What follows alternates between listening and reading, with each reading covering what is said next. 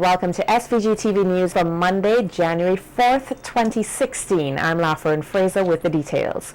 Over the past 4 days, the police said they have responded to 2 attempts by persons to firebomb the St. Vincent Electricity Services Limited head office at Pauls Avenue, Kingstown.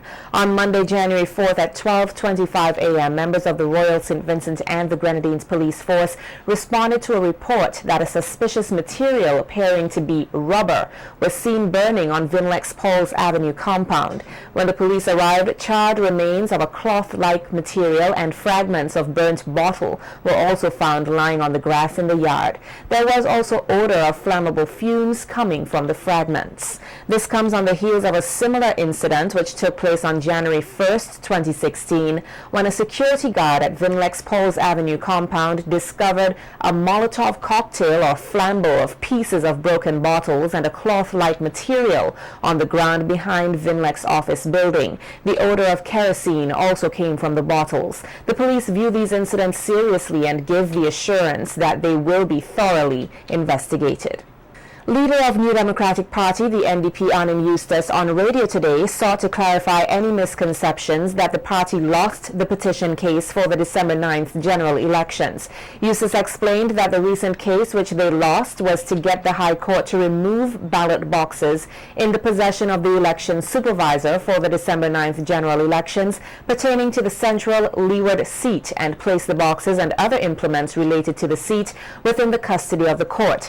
The NDP says that matter has not affected the election petitions, which was filed on December 30th and is ongoing in the court. The matter which we did not succeed with in the court a couple of weeks ago doesn't affect what we're doing now. That was a judgment that the judge gave because we want to get the election ballots and so on stored in a different place other than the supervisor of election. Okay. And be put under the control of the court through the registrar. That is what we didn't succeed in. Get them to agree to move it away from the registrar. Because you know the registrar, the supervisor of elections had Mr. Gaines in there in the very constituency which we're most concerned about.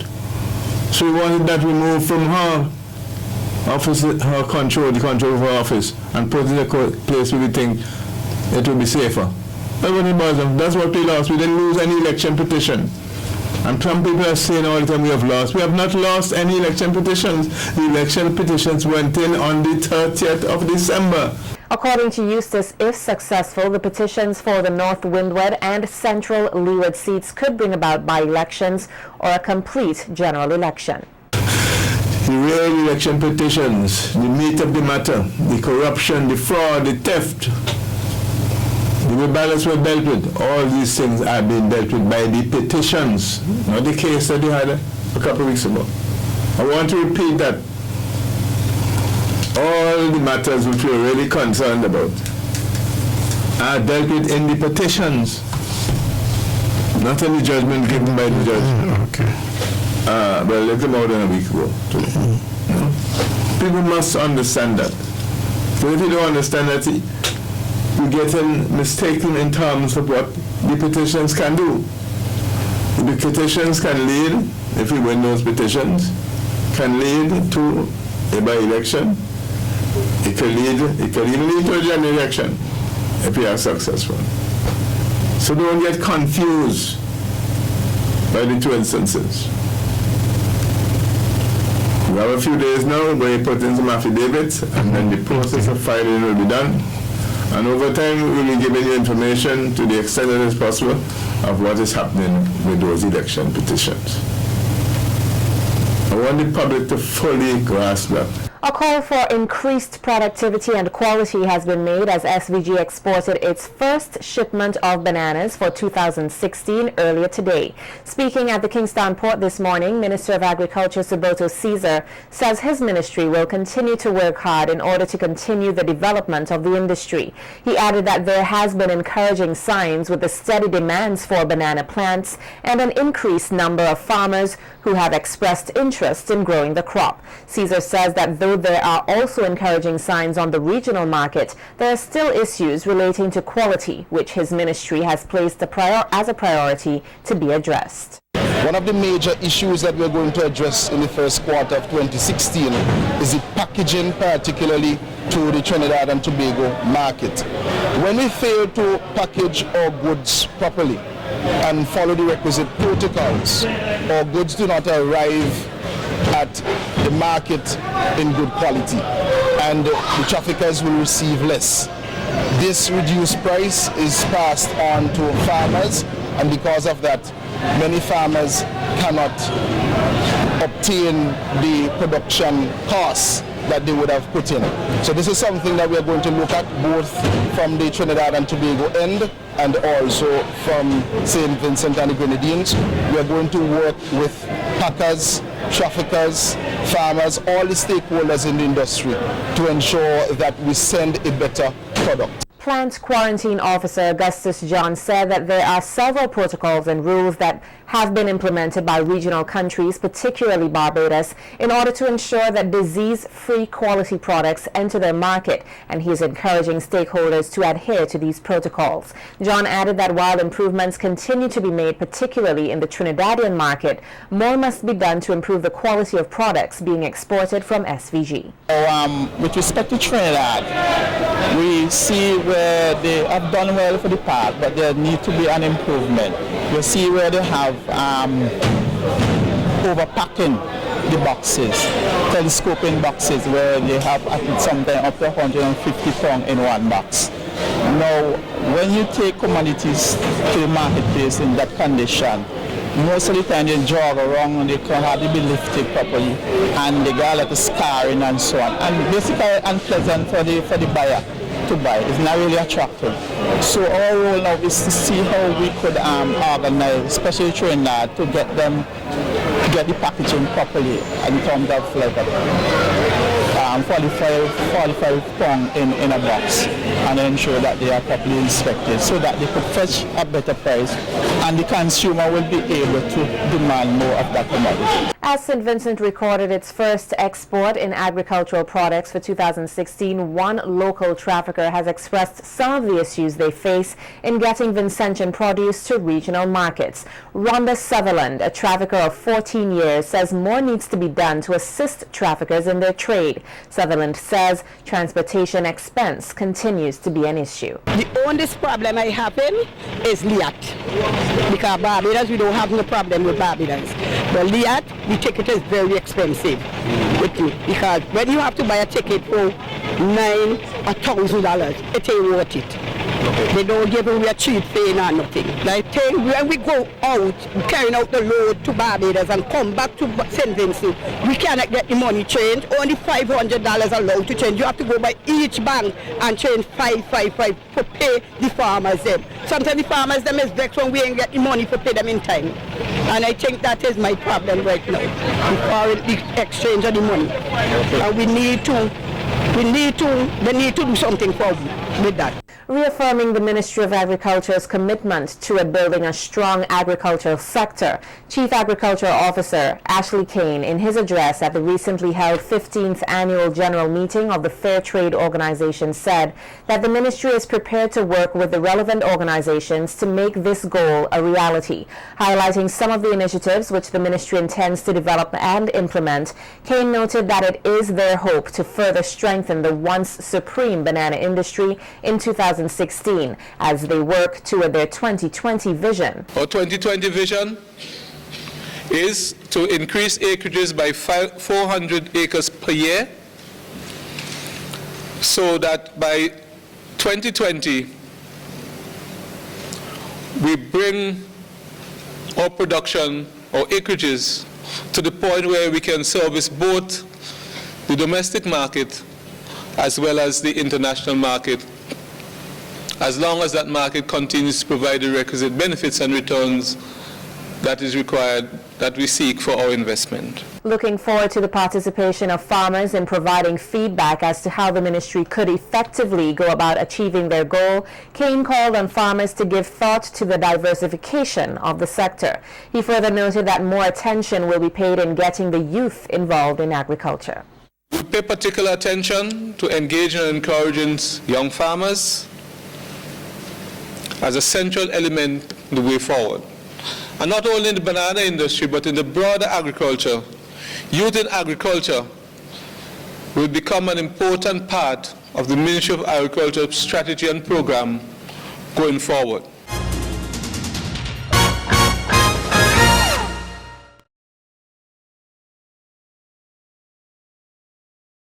In his first official address since obtaining the post of Minister of Education, St. Clair Jimmy Prince said he is humbled by the task before him, and his ministry is providing an opportunity for the nation's youth where they can access the skills and knowledge that they require. In his back-to-school message after the Christmas break, Prince said that while he is grateful for the opportunity to serve, one must be mindful that the business of education needs all hands on deck. As he urged all students to recognize their true potential, Prince said that they must dedicate themselves to serious work and reinforced the ministry's dedication in not only assisting the students, but their educators as well. I therefore urge you to spend as much time as possible preparing for the next stage of your education.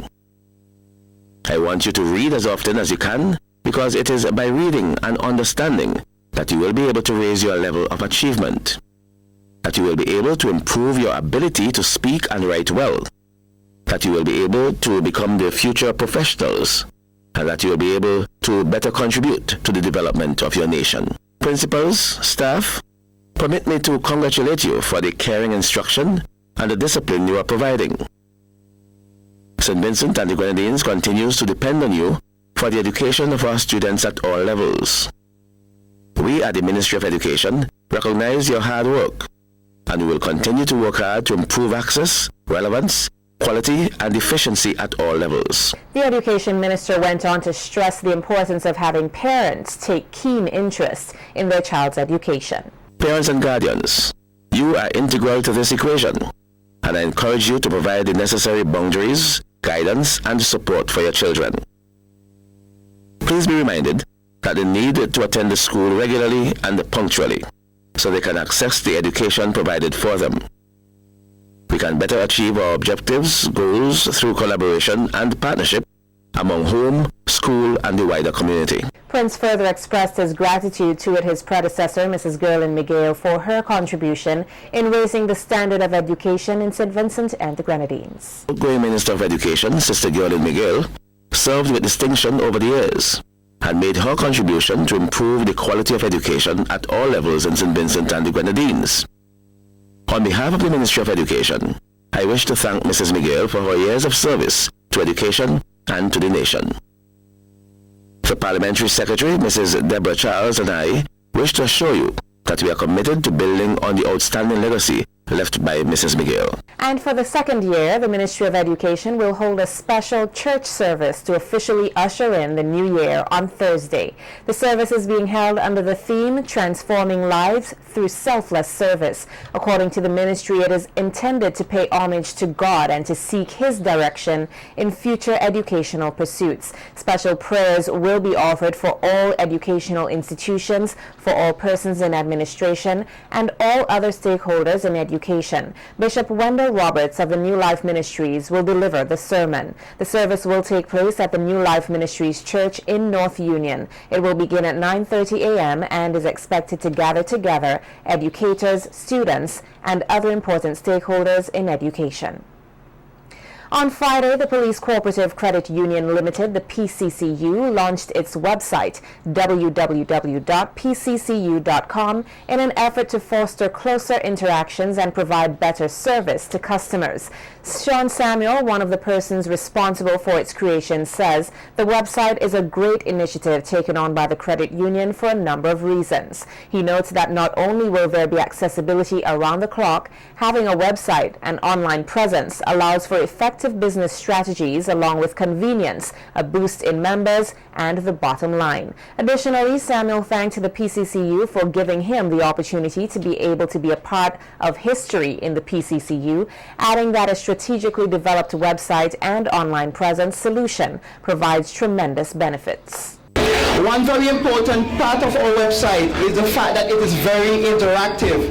You can find forms, persons who need to register to be part of the credit union. There will be a section there on the menu where you can actually download the form and see all that is happening and all that you need to know on the website. It's very interactive, as I said earlier. But I'm going to be working along with the credit union so that we could be updating the community ever so often. I'm talking about sometimes weekly. Okay? So what is happening in the credit union, we will not be hiding it from you. You can go to the website and we'll be part of sending information to you. We'll be featuring things like newsletters, blogs, and other information. So I just want to say thanks for allowing me the privilege, those who are part of the credit union, so we can work together and make technology part of it. Very importantly, before I go, it's mobile friendly. So those who are on their mobile phone, that same website I just outlined to you, SVGTV.com. You can find it on your smartphones and on your tablets, also on your PC. Meanwhile, after presenting their junior savers with the new Amazon Fire tablets, President of the Police Cooperative Credit Union Limited, Junior Simmons, appealed to all parents and guardians to monitor and educate their children about the proper use of these gadgets. According to Simmons, children need to know about the dangers that lurk on the internet, which can have lasting effects. He says parents and guardians need to be responsible for what their children do online by setting up rules for going online and using a mobile phone, deciding the length of time and the time of day when they can access the internet on their devices, and designating child-friendly sites and ensuring that they do not break these rules. I wish out to all the parents and guardians of the young people to monitor them when they're using the tablets on the internet. Do not leave them up to themselves. You have to know what they're doing, who they're talking to, and what they are viewing over the internet. Just like how you have to guide them through this Junior Savers Challenge, the responsibility is still yours to guide them through this most important stage in their lives, when their young and impressionable minds will be exposed to the world via the internet. To parents and guardians, you have an important role to play as your child or children embark on this new journey. Simmons further thanked the PCCU's customers and staff for making the credit union a success. He also announced plans for a rebranding exercise in the coming weeks. Members, we salute you for sticking with us. You are at the apex of the Police Credit Union. You are the owners, and we thank you for choosing us. But above everything else, I wish to thank the Almighty God for guiding the Police Credit Union through another successful year. As I conclude, the Police Credit Union will celebrate its 30th anniversary on January 16th, 2016, under the theme, the PCCU Evolving, Transforming, and Growing. We invite all our members to celebrate with us on Sunday, January 17th, 2016, as we give thanks and praise to God for His bountiful blessings at the church to be announced later. As part of our celebratory activities, the PCCU will also undergo a rebranding exercise where we will rebrand our billboards to showcase our services and products to the general public. In court news tonight, David Bennett, with no fixed place of abode, requested of Senior Magistrate Carla James to be lenient in her sentencing when he appeared at the Kingstown Magistrate Court and pleaded guilty on 2 separate charges of burglary and handling stolen goods. He was accused of breaking and entering a shop at Chinatown opposite the Central Police Station and stealing 30 cases of American Cola, which is the property of Arnold Hansen, a trafficker of Clear Valley. Hansen is said to have secured his shop on Thursday, December 31st, 2015. He returned on the morning of January 2nd, 2016 and discovered his shop had been broken into.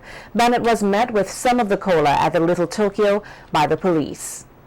Also, Kurt John, a 28-year-old resident of Georgetown, has been arrested and charged by the police on 3 separate charges of possession of a gun and ammunition and reckless driving on January 1st, 2016 at the North Union Public Road. Reports are that on the date in question, John, whilst being the driver of a motor vehicle, was intercepted by the police with 2 rounds of ammunition and a semi-automatic 9mm pistol.